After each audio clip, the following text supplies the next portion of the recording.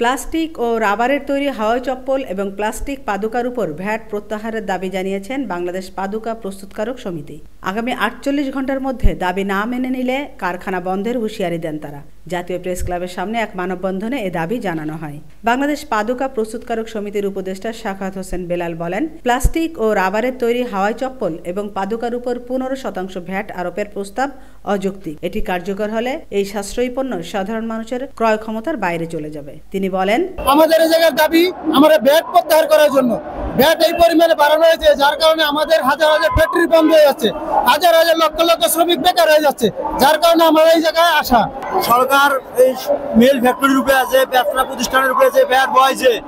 এখন মালিক মহাজনরা ব্যবসা প্রতিষ্ঠান বন্ধ করে দিবে। এখন ভ্যাট প্রত্যাহারের জন্য আমরা দাবি জানাচ্ছি। আমাদের ভ্যাট বাড়ানোর জন্য কোম্পানি ভ্যাট বন্ধ করে দিবে। এখন বন্ধ করে দিলে আমরা কি করে খাবো? আমাদের বেতনের ছেলে করতে পারছে না, তাই আমরা ভ্যাটের জন্য আসছি। মালিক আমাদের কারখানা বন্ধ করে দিতে চাইতেছে। আমরা তো খেটে, আমরা তো দিনে কাজ করে ভাত খাই, এই কারণে আমরা এখানে এসেছি। আমি একজন শ্রমিক।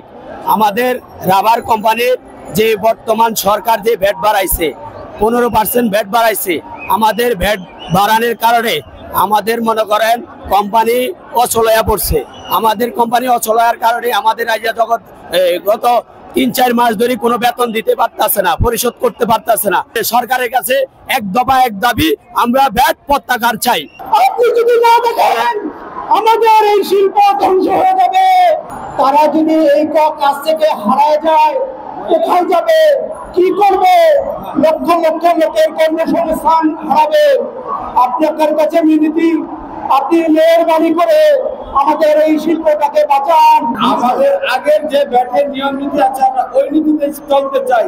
আমরা সরকারের নীতির বাইরে যেতে চাই না।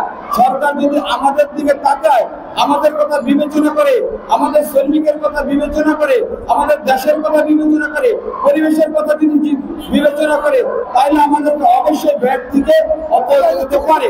আজকে রাস্তায় বসে গেছি, সামনের দিনে আমাদের এই সমস্ত অধিকার যদি আমাদের বঞ্চিত করে, আমরা ব্যাপক কর্মসূচি সামনের দিনে নেওয়ার জন্য ব্যবস্থা নেব। আমেনা ইসলাম, আজকের সংবাদ।